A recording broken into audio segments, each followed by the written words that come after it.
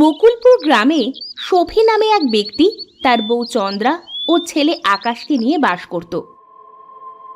বকুলপুর গ্রামের সব মানুষ খুব আন্তরিক ছিল। বকুলপুরে কেউ বিপদে পড়লে গ্রামের সকলে মিলে তাকে সাহায্যের জন্য এগিয়ে যেত। শফির অনেক জমি মাঠে।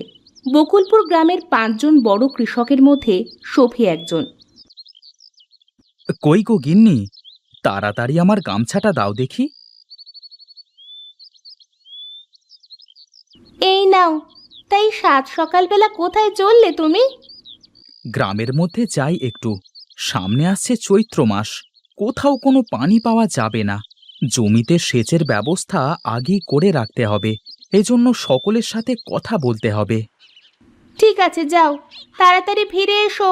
আমি ততক্ষণে রান্নার কাজ শেষ করি। তা তোমার নবাব ছেলে কি ঘুম থেকে উঠেছে? না, তার ঘুম কি আর এত সকাল সকাল ভাঙবে? হ্যাঁ, তুমি তো লাই দিয়ে ছেলেটাকে মাথায় তুলেছ। আমার 5টা না 10টা না, একটা মাত্র ছেলে। ওকে লাই দেব না তো কাকে দেব শুনি?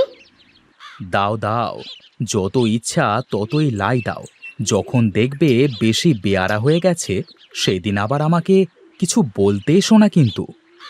ঠিক আছে, আমার একার ছেলে তো, আমি একাই দেখব। এই তো শুরু করে দিলে। এই সকাল সকাল এটা শুরু না করলে বোধহয় হতো না, তাই না? আমি জানি এখন তুমি কেঁদে এক সাগর পানি ছড়াবে। আমারও সব দেখবার সময় নেই, আমি চললুম। শফি গ্রামের মধ্যে যাওয়ার জন্য বেরিয়ে পড়ে। চন্দ্রা তার কাজে চলে যায়। কোথায় চললে শফি ভাই, এই সকাল সকাল? গ্রামের মধ্যে যাই একটু। কেন, কোনো দরকার আছে নাকি? শুধু আমার দরকার না বাবলু, আমাদের সকলেরই দরকার আছে। আরে তুমি খুলে বলো দেখি শফি ভাই।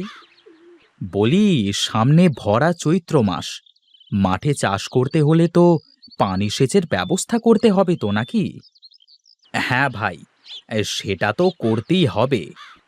করতে হবে বললে তো হবে না, সেই ব্যবস্থাও তো আমাদের করতে হবে। হ্যাঁ হ্যাঁ, তা তো করতেই হবে।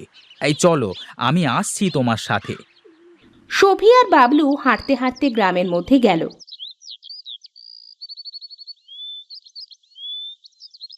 তারা এক এক করে অনেকের সাথে কথা বলল। সবাই শফি আর বাবুলের কথার সাথে একমত দিল। সবাই শফির ওপর বিশ্বাস করে, কারণ গ্রামের মাঠের অর্ধেক জমি প্রায় শফির। এত জমি জমা থাকার পরও শফি কারোর সাথে কোনো খারাপ ব্যবহার করে না, নিজের সম্পদের অহংকার করে না।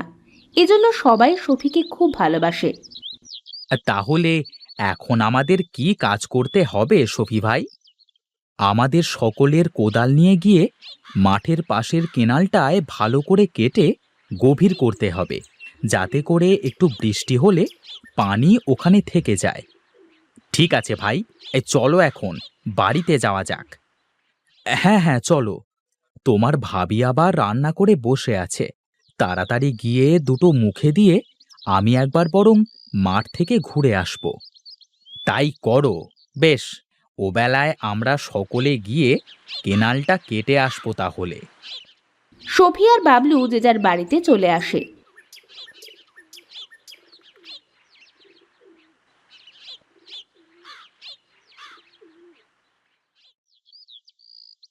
কই গো গিন্নি, কোথায় গেলে তুমি? শফি তার বউকে কোথাও দেখতে পেল না। শফি ঘরের ভিতরে চলে যায়।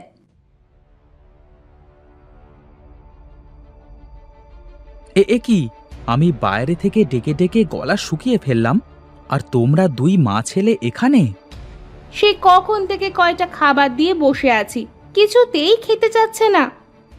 কি হয়েছে বাবা তোমার, খাবার খাচ্ছ না কেন? আমার এই খাবার খেতে ভালো লাগছে না বাবা। তাহলে তুমি কি খাবে শুনি? এইভাবে কথা বলছো কেন আমার ছেলের সাথে তুমি? কিভাবে কথা বলছি? আর কথায় কথায় আমার ছেলে বলো। বলি, ছেলে কি তোমার একলার? ওহ, তোমরা কি এভাবে ঝগড়াই করবে নাকি? না বাবা, বলো তুমি কি খেতে চাও, তোমার বাবা তোমাকে তাই এক্ষুনি এনে দেবে।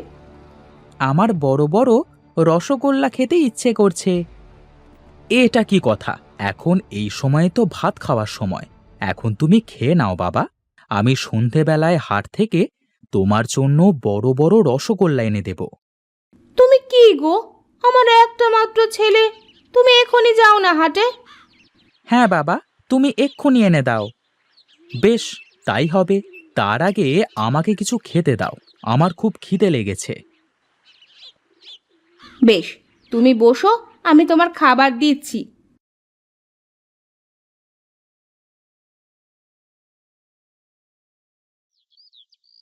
চন্দ্রা সফিকে খেতে দেয়। সফি তার খাবার খাওয়া শেষ করে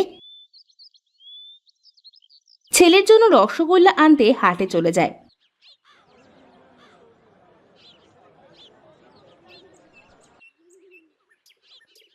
হাট থেকে রসগোল্লা কিনে এনে ছেলেকে দেয়। আকাশে দেখতে দেখতে সবগুলো রসগোল্লা গড় গড় করে খেয়ে ফেলে। চন্দ্রা আকাশের আদর যত্নের এতটুকু কমতি দেয় না। সফিও ছেলেকে অনেক ভালোবাসে, কিন্তু সফির মনে শুধু ভয় হয়, এত আদর যত্ন পেয়ে ও যেন বিগড়ে না যায়। আচ্ছা গিন্নি, আমি তাহলে একটু ঘুমাবো এখন। ও বেলায় মাঠে যেতে হবে। বেলা গড়ালে আমাকে একটু ডেকে দিও, কেমন? আচ্ছা, তুমি ঘুমাও গিয়ে। সফি ঘরে গিয়ে ঘুমাতে থাকে।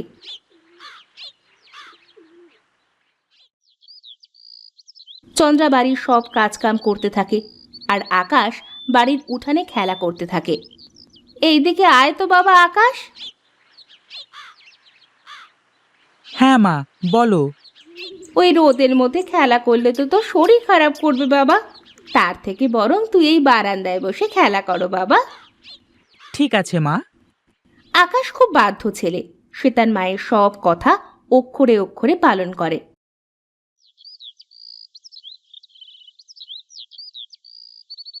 কিছুক্ষণ পর বাবলু ও গ্রামের বেশ কয়েকজন কোদাল ঘাড়ে নিয়ে সফির বাড়ির সামনে আসে।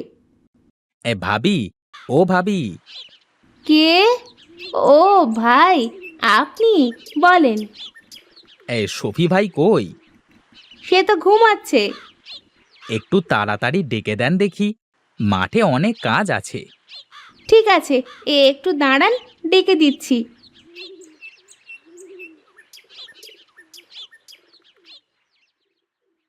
কই গো, ওঠো, সবাই তোমার জন্য দাঁড়িয়ে আছে যে। সবাই এসেছে নাকি? হ্যাঁ গো, বাবলু ভাই সকলকে নিয়ে এসেছে। সবার কাঁধে দেখলাম কোদাল। হ্যাঁ গো, তাড়াতাড়ি আমার কোদালটাও দাও দেখি। ওরে, চল চল সবাই। হ্যাঁ হ্যাঁ ভাই, চলো। সফি, বাবলু ও গ্রামের সকলে মাঠের দিকে যেতে থাকে। হাঁটতে হাঁটতে তারা মাঠের কেনালের কাছে পৌঁছে যায়। সবাই ভালো করে এক হাত মাটি দাবিয়ে কুপিয়ে কুপিয়ে গর্ত করতে করতে আগাতে হবে। ঠিক আছে, এই সবাই কাজ শুরু করো গো। সবাই মিলে কোদাল চালাতে শুরু করে। দেখতে দেখতে তারা তাদের কাজ শেষ করে ফেলে। ওহ, গা ঘেমে যেন গোসল করে ফেলেছি। এর নাম কোদাল মারা ভাই। গায়ে শক্তি না থাকলে এ কাজ হয় না, গা তো ঘামবেই। হ্যাঁ, তাহলে এখন বাড়িতে যাওয়া যাক। এখন শুধু বৃষ্টির অপেক্ষা। হ্যাঁ, দেখা যাক। সবাই চলো। সবাই বাড়িতে চলে আসলো। বৃষ্টির জন্য সবাই অপেক্ষা করতে থাকে, কবে যে একটু বৃষ্টি হবে। মাঠের মাটি ফেটে চৌচির হয়ে গেছে। বকুলপুর গ্রামের মাঠে যেন মরুভূমি ভর করেছে। কোথাও কোনো পানি নেই, কোনো জমিতে চাষ দেওয়ার মতো কোনো পরিবেশ নেই। সব কৃষকের অবস্থা খুব খারাপ। অনেকের ঘরে খাবার শেষ হতে চলেছে। গ্রামের সবাই খুব হতাশ হয়ে পড়ে। একদিন গ্রামের সকলে মিলে সফির বাড়ির সামনে আসে। বলো সফি ভাই, এই বিপদে আমাদের কি করবার আছে? বিপদে সবসময় সবুর করতে হয়। বিধাতা বোধ হয় আমাদের পরীক্ষা নিচ্ছে। এভাবে চলতে থাকলে তো সবাই না খেতে পেয়ে মারা যাব। তোমাদের কারোর কোনো চিন্তে নেই। যতদিন না কেউ চাষ করতে পারো, ততদিন যার যার খাবার শেষ হয়ে যাবে, আমার বাড়িতে এসে চাল ডাল যা লাগে নিয়ে যাবে। কিন্তু এভাবে কতদিন চলবে ভাই? যতদিন না আমরা আবার নতুন করে চাষ করতে পারি। গ্রামের লোকজন সবাই সফির কথায় খুশি হয়ে বাড়ি ফিরে যায়। গিন্নি, ও গিন্নি, আমাকে একটু খাবার পানি দাও তো দেখি। চন্দ্রা ঘর থেকে এক গ্লাস পানি নিয়ে আসে। এই নাও। তা তুমি যে বললে সবাই আমাদের থেকে খাবার নিয়ে যাবে, তাহলে তো আমাদের সব খাবার শেষ হয়ে যাবে গো। কিছুই শেষ হবে না গিন্নি, চাষ করলেই তো আবার ফসলে ঘর ভরে যাবে। চাষ কেমনে করবে? না আছে পানি, না আছে বৃষ্টি। সবুর করো, বিশ্বাস রাখো, তাহলেই হবে। চন্দ্রা ও সফি একসাথে ঘরে চলে যায় এবং বিশ্রাম করতে থাকে। হঠাৎ বাইরে মেঘের গর্জন শোনা যায়। সফি তাড়াতাড়ি বাইরে বের হয়ে আসে। কই গো গিন্নি, দেখো দেখো, আকাশে মেঘ হতে শুরু করেছে। মনে হচ্ছে কিছুক্ষণের মধ্যেই বৃষ্টি নামবে।